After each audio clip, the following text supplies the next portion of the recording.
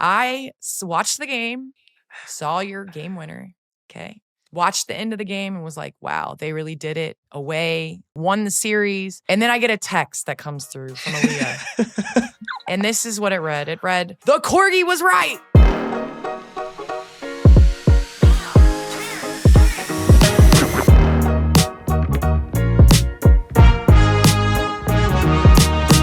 What's up, everyone, and welcome back to Post Moves. I'm Candace Parker. Welcome back. I'm here with my co-host, Aliyah Boston, big guard. Hey, girl. 5 assists, dominating stat line, but we'll get to that later. Follow us at Post Moves Show on all socials, and don't forget to hit that subscribe button on YouTube, Spotify, Apple, or wherever you get your podcasts. And new episodes drop every Wednesday, but we're definitely trying to get this one out a little bit earlier. So hopefully you're listening to this on Tuesday. And don't forget, 5-star reviews. Keep the questions and comments coming. We love hearing from you guys. Man, we took off last week. I must say, after 8 weeks together, talking to you every week, last week was like... It was weird. It was really difficult. I had to give you a call. I was on my walk with the dogs, and I was like, Aliyah, it's weird not talking to you on Monday. It is weird. It is weird, but I'm glad you called. That was a fantastic FaceTime. Yeah, it was great. And since then it's been just up. We missed our post-ups first and foremost. All. I'm sure everybody's kind of getting back in the swing of things in the fall. Little summer hangover, but we've been really busy in our household. We've got the teenagers starting school. We've got the boys who are crazy. My son fell out of his crib, which was a little bit scary. Yeah, Hart decided to never has lifted his leg, never has shown any signs of trying to lean or whatever. But he decided to leave. We have gargantuan children. He's 16 months and wears a 3T. But he did a teeter-totter, and we obviously rewound it back on Nanit. But he teeter-tottered on the crib, and then we just see his feet go up. And yeah, but he's good. He had a little knot on his head. He's athletic. Yay. He's good. Yeah, he's good. And his brother probably gives him more bumps and bruises. But it's time for What We Want to Talk About, presented by AT&T, connecting our fans to everything happening on and off the court. So let's get into it. There's a lot we want to talk about. So much has happened since our last episode. We were talking last episode about the Fever losing game 1 to the Dream. Yep. And then the Corgi. But the Corgi! Don't forget the Corgi. The Corgi had the crystal ball. And Aliyah, I watched the game, saw your game winner, okay? Watched the end of the game and was like, wow, they really did it. Away, won the series. And then I get a text that comes through from Aliyah. And this is what it read. It read, the Corgi was right. And so with the superpowers of the Corgi, you all were able to overcome the Dream on their home court. So I just want to say, for those of you that are listening, Dream, they lost game 1, which we already talked about, the adjustments they needed to make. We're confident. Won game 2 at home, 77-60. Yep. First playoff home game since 2016. So crazy. It's so crazy. Fans were electric. The building looked wild. How was that environment? It was so great. The fans showed up. It was loud. And I felt like we just used that energy the entire time. And then we took it and we were on to game 3.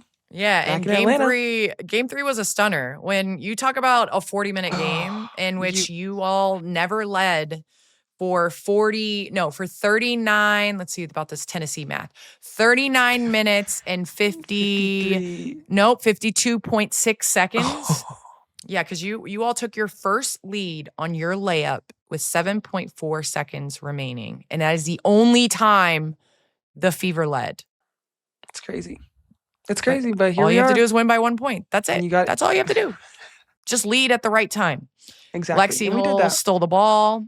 That was a big time steal. I was a little confused at the end of game play. Why was Ryan Howard taking the ball out? I enjoyed it. I thought that worked best for us, so I have no complaints. I'd recommend it. I'd do it again. Really confused because I was like, we have Jones do it going to again. get the ball. I was mad confused. But anyway, 87-85 comeback win over number 3 seeded Dream to advance to the WNBA semifinals. You had a double-double, of course, 14 and 12. But big guard, 6 assists. You're tied for the most assists by a center in an elimination game in WNBA history. Youngest player in playoff history to score at least 10 points, 10 rebounds, and 5 assists in a game. All 5 starters were double figures. Doubters, all the experts picked Atlanta advancing. Of course. And here we are.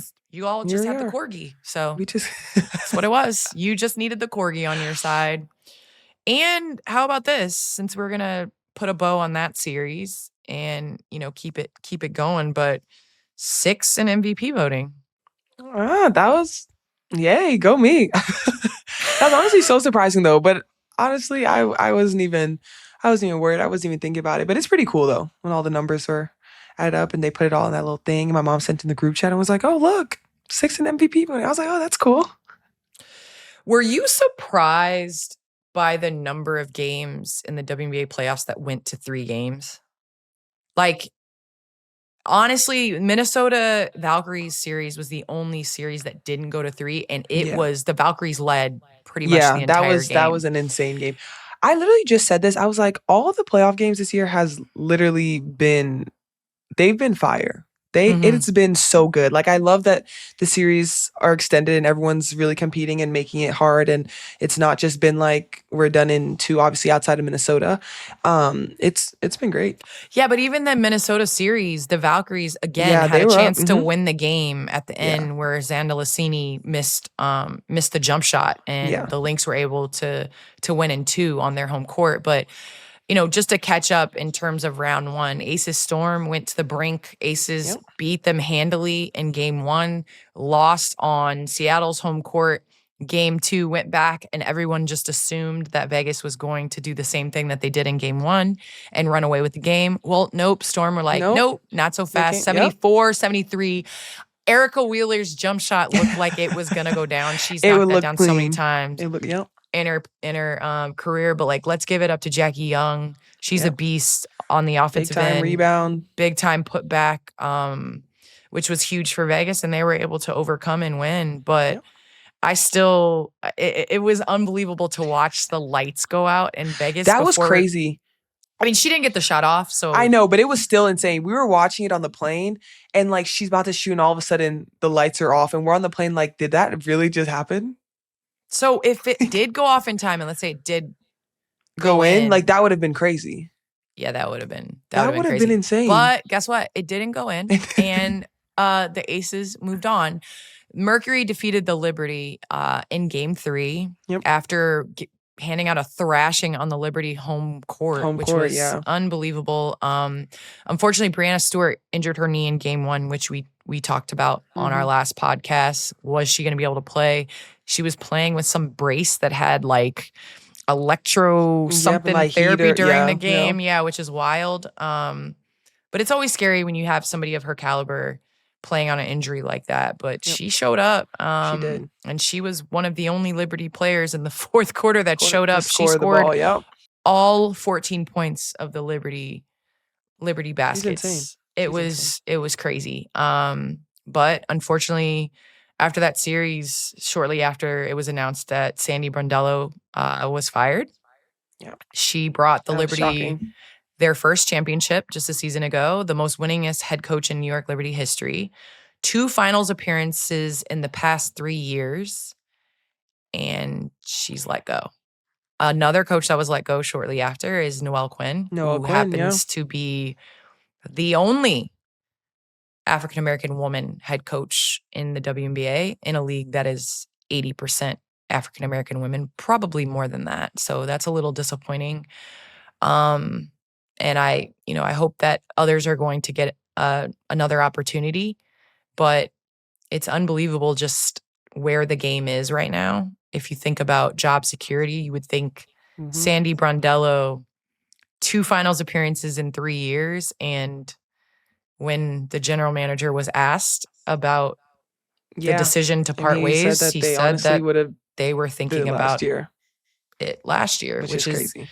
I think now we're entering a period of time where I think it was Dr. Buss that said coaches have a 5-year shelf life. And then after that, teams don't listen. And so you're not going to see the Spoelstras and the Popoviches and the Phil Jacksons as much as we had in the past, because I think now they're not waiting for the growing pains and the challenges. They want it right away. They want it right away. They want to change the scenery right away. And so it's intense. You can be on top of the podium 1 year before and the next be out of a job. It's wild. But I think both of those coaches will get another opportunity. But 100%. Let's get to what we all want to talk about, which is the semifinal matchups that have been unbelievable.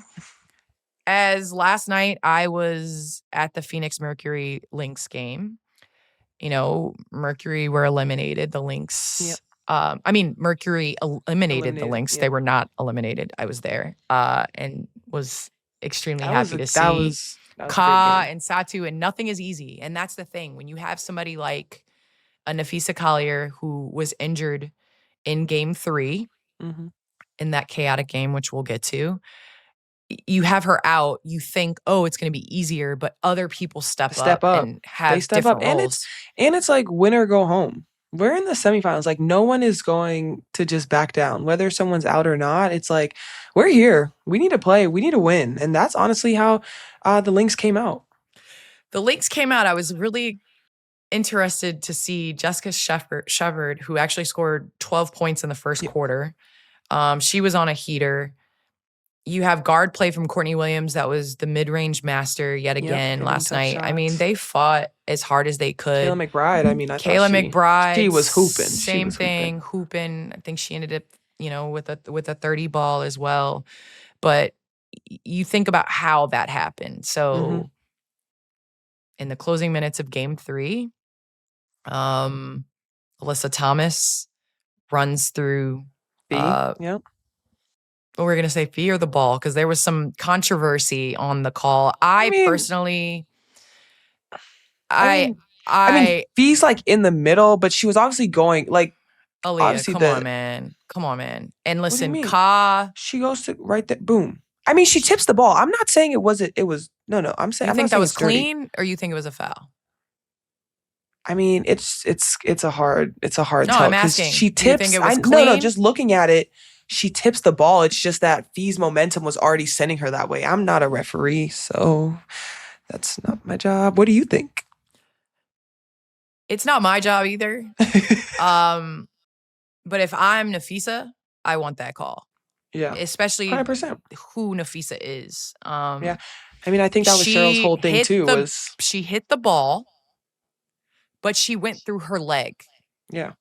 And so I know there have been refs that have reviewed this and said it's a clean call, but to be honest with you, I think it was the buildup of that entire situation. It was the fact that Napheesa shot 0 free throws throughout the game. And listen, Lynx were some of our biggest rivals. So it was the Lynx Mercury. It was so funny because we're sitting watching the game and I was like, who would have ever thought I would be sitting in attendance of 2 of my biggest rivals in the WNBA, in the Lynx and the Mercury? I don't know combined how many games in playoff series we've lost to them.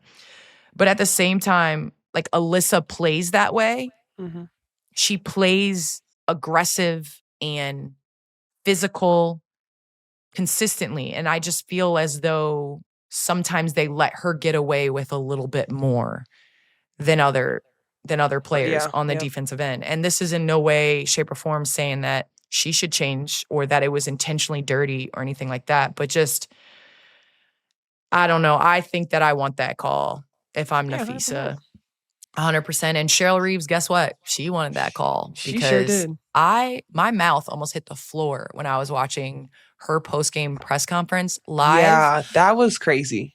She dropped some more F-bombs and they hit her hard. They hit her hard after that, though.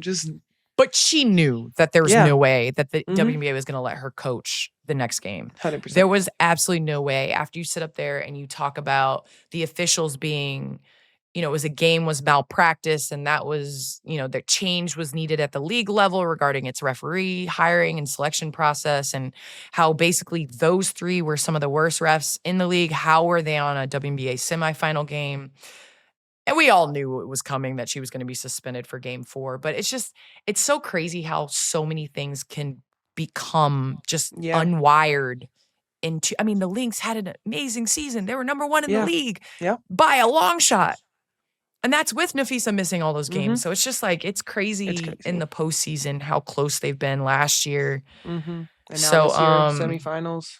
I mean, I definitely don't ever feel bad for Cheryl Reeves, because she does have 4 WNBA championships. So I don't feel bad for her, but at the same time, you always want to end the series with everybody healthy. You want whoever wins or whoever loses to be fully stacked. So there's no ifs, ands, or buts. Yeah, 100%. But in other news, we have a series that is still going. Yeah, game 5. Game 5. Fever took game 1 in Vegas. I think they shocked the world, 89-73. This was the first time the Fever have won in Las Vegas. Yeah, that was crazy. The Fever had not beat the Aces on the road since the franchise moved to Vegas in 2018. You all have been close many, many times, but couldn't get over the hump. Aliyah Boston passed Candace Parker.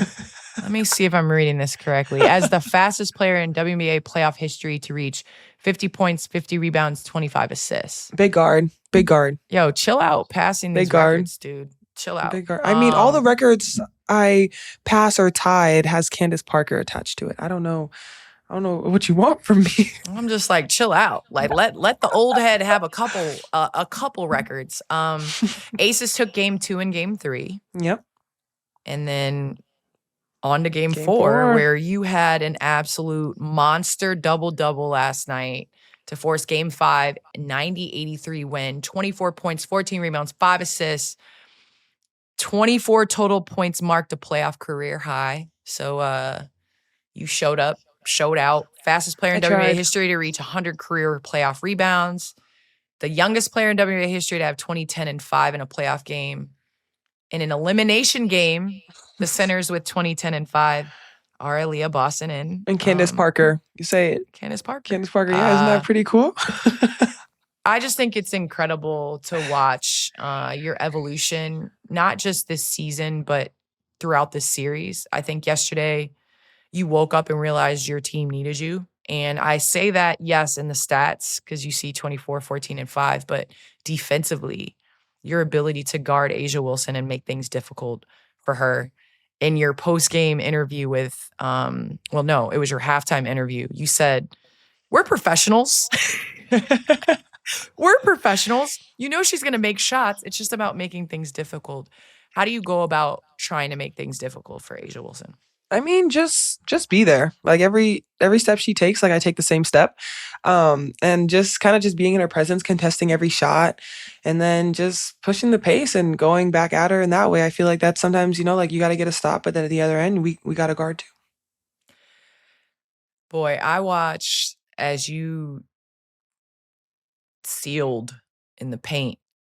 I saw it coming because I saw you setting it up. When you bait somebody to get high side, and A'ja was kind of over the top, and then I saw you just back up and double bury and put your elbows up and show your numbers. Like, it was textbook what they teach you how to post up and duck in the paint. What is it like to battle against a fellow Gamecock? I know college jerseys are off. I wasn't thinking about, Tamika Catching went to Tennessee when we were playing her.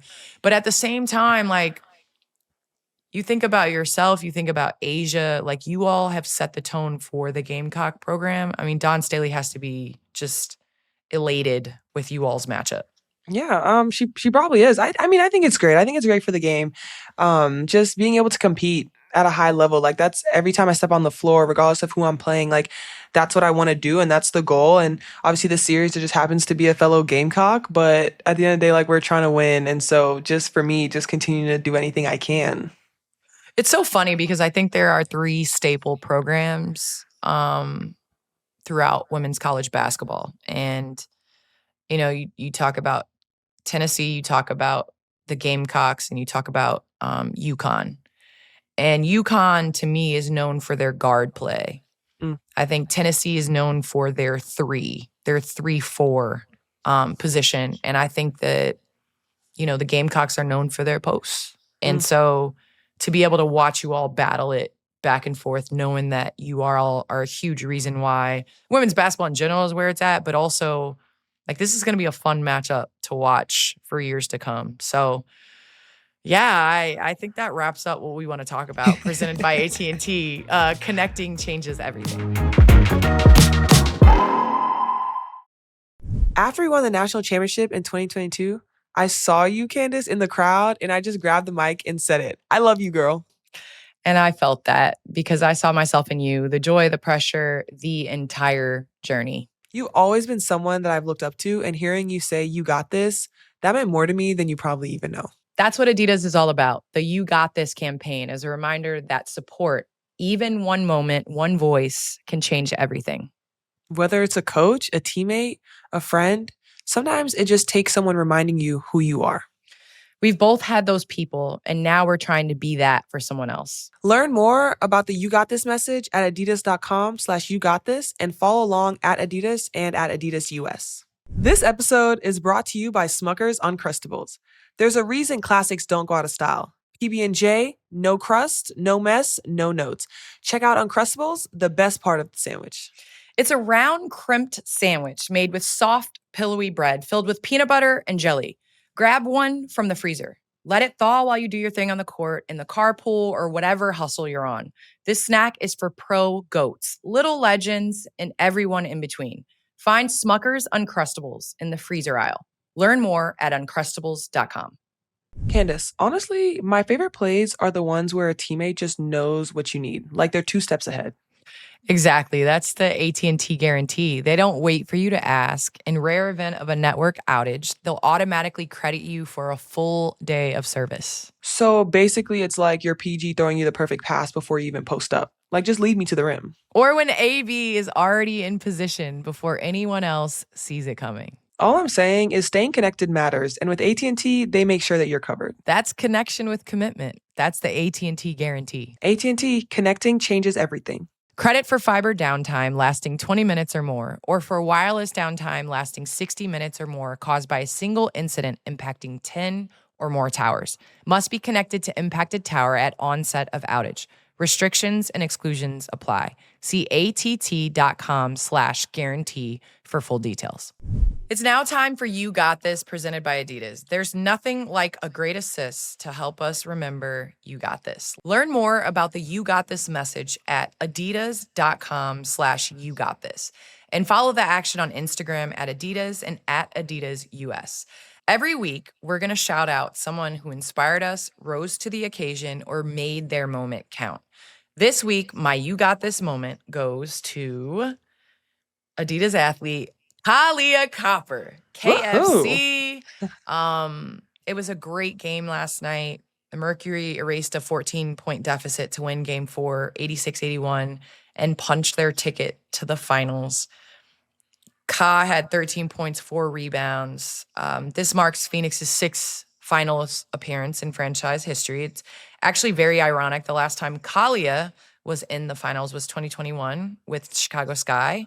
And the last time Phoenix was in the finals was 2021, playing against the Chicago Sky. Shout out to Chicago Sky 2021 WNBA champs. But I must say that I was a proud big sis just sitting there watching Ka. It wasn't her best game, but sometimes you realize in those moments, it's really about getting over the hump. It's about the next step. And she made some humongous plays down the stretch for the Mercury, for them to be able to, overcome the Lynx. I would say just offensive effectiveness in the fourth quarter. But it was Game 3 to me that really set the tone for what she wants to do. She's coming off injury this year, an adjustment in playing style, things like that.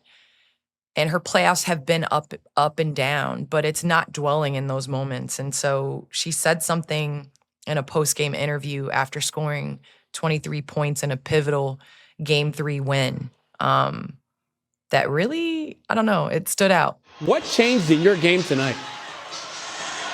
I had to remind myself who I was and what I'm capable of doing for this team. Seriously, like, it's just important for me to be aggressive and be confident and trust the work that I put in all season. And she said it right there, Aliyah. She said it right there. It's the trust element of things. When you get to this point, people want it so bad. You want to win so bad that when shots don't go in, you start doubting yourself. You start questioning if you're doing things right. You start to kind of hesitate and not be as aggressive as you need to. And I think it's those moments that throughout your career you learn are the most pivotal times where you got to decide, you got to remind yourself who you are. You got to trust the thousands of shots that you put up in the gym when you're by yourself to be able to make an impact. And so I think everybody celebrates when somebody is dominating and just unconscious and things like that. But I love celebrating the moments that really allow you to be in that spotlight. And that means trusting yourself, reminding yourself who you are, committing to the work, but also trusting it. And I think that there is nobody that does that better than Kahleah Copper. And she's one of my favorite teammates. So, that was good. Yeah. That's a good pick. I love me some Ka, man. Number two forever. So we always do a little pinky swear. So I got this pinky swear. I got the video of her when she was going to the finals. And just love her long time. So congratulations to Ka. I'm going to have some tough colors to decide. I'm going to have to go half and half with whoever is in the finals. Because I'm just saying, it's an all Adidas finals. I'm just going to put that out there. Because, we got Satu. We got Kahleah Copper. We got yourself. We got Chelsea Gray still in the. This is going to be an Adidas WNBA finals. So you heard it here first. All right. That was my You Got This presented by Adidas. Next week, it's back to you, Aliyah. All right. It's time for one of our favorite parts of the show, the unfiltered fan questions powered by Uncrustables. Find Smucker's Uncrustables in the freezer aisle. Learn more at uncrustables.com. We got a ton of great questions coming in. Keep them coming. We love answering them and hearing from you guys. All right, I'll start. Question number 1 is at Splash Queen 18. AB, how do you mentally prepare for the playoffs? Anything you've been doing differently compared to regular season games? Honestly, I feel like I've been watching so much more film since the playoffs started. Like I have my coaches cut up the film right after the game. I'm like, okay, let's watch tomorrow. And then I watch the film and then I get on the court and I work on exactly what we just watched. So I definitely feel like my film usage has been like going up 100%. But outside of that, I just kind of continue to just talk positive to myself and go into the game ready. And you're going to definitely crab dribble and know that you can always get over your right shoulder with your left hand. So just a little scouting report. Yeah, so you're going to take your time and you can get to that spot anytime you want. Sorry. Okay, I'm done. All right, Candace, for you from at Humble Beginnings 3367. What's it been like to see AB's name joining you in all the first/only since Candace Parker stats? Well, it's kind of annoying, to be honest with you, Humble Beginnings 3367, because, I've only been retired for 2 seasons and she's already Xing me out of the record books. So I would love for you to chill out a little bit. Leave 1 stat for me in the record books. No, I'm just kidding. I'm so proud of you and your evolution. I think a lot of people coming in the WNBA didn't realize your skill set of what you're capable of. And I think that Coach White is doing a great job of putting you in the middle of the floor and allowing you to do dribble handoffs and make reads and, just to see the confidence that they have in you on the offensive end has been unbelievable. So I think the stats capture it, but really like basketball purists and people that watch the game realize your impact is far greater than any of those firsts and only since. So thanks. So sweet. All right. The next question is at Ep.9 What are your thoughts on JuJu's announcement that she's sitting out the upcoming season? Yeah, well, first, I you always want people to come back healthy. So I want her to take her time, but also considering the time of which she got hurt, I feel like that's not super shocking to anyone. But honestly, for her, just taking her time, getting back, making sure that she's mentally ready, physically feeling great. And because we know JuJu, when she comes back, she's going to be JuJu no matter what. And so I'm excited to see her return. I know everyone's going to be super excited. But honestly, it's not super surprising. Just want her to take her time and come back. As somebody that tore their ACL when they were 17 years old going into my senior year, I came back in 5 months and I've had knee problems since. I tore everything in my knee. Are you kidding and me? I tore it July 29th, 2003, and I played December 29th, 2003. Shut up. Do not even say it. Don't you say it. Don't you say it. When did you come back? What was the date? No, what was the date? Say it. If you 2003? Moving on. I'm actually scared. Go to the next question. I promise you if you talk about my age. Okay, so this next question. I wasn't even born. I literally was born. That was a lot. You just did a lot. You were because I 2. was born. Were you 1? I was 2. Thank you. Next You question. weren't even potty trained. That's crazy. Whatever. I was tearing my ACL and you weren't even potty trained. From @dunks_a_lot with 2 X's. Candace, we know you love the NFL. What do you think of Bad Bunny being the Super Bowl halftime performer? There could not have been a better choice for the halftime. I had the opportunity some years ago to go see Bad Bunny at SoFi. The environment, the vibe, I think it's a no-brainer for Bad Bunny because you're going to get in front of an audience that maybe hasn't ever seen his concert, and I think you're going to gain more fans. And then from an NFL perspective, you're going to have an audience that is way more diverse and are going to just tune into the game for the halftime show. So I have to shout out Jay-Z because I think he's done an amazing job, impeccable job on picking the halftime performance. And Bad Bunny, man, I'm going to San Fran to see Bad Bunny, just FYI. All right, well, that does it for our unfiltered fan questions powered by Uncrustables. Keep the questions coming. Drop us a DM, comment on YouTube. We want to hear from y'all. All right, Aliyah, that's a wrap on this week's episode of Post Moves. That's a wrap. So the next time we talk, you going to be in the finals? Yes, God's willing, we're going to be in the finals. So talk soon, I guess. All right, so remember, new episodes drop every Wednesday. But this was Tuesday because Aliyah's got a big game today. So we had to get this out. Subscribe on YouTube or wherever you get your podcast and follow Post Moves Show on all socials @Post Moves Show. That's 2 S's. And you know what comes after that. Pow, pow, pow. Well, good luck. No, we're going to end this show with good luck. Oh, That's okay. what we're going to end it with. Thank you so much. But bow, bow, bow, bow.